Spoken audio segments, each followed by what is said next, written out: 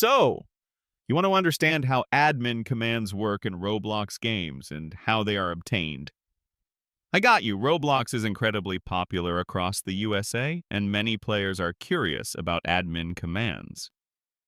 Generally, you cannot get admin commands in just any Roblox game you join because these powerful tools are controlled by the game creators or their designated administrators. They decide who gets these privileges. Some games might offer admin commands through a game pass you can purchase with Robux, or you might be granted admin rights by the owner in specific community servers or experiences.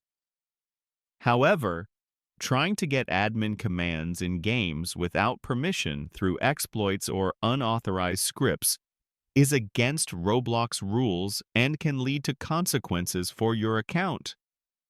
The most straightforward way to use admin commands is by creating your own game where you have full control. And that's it.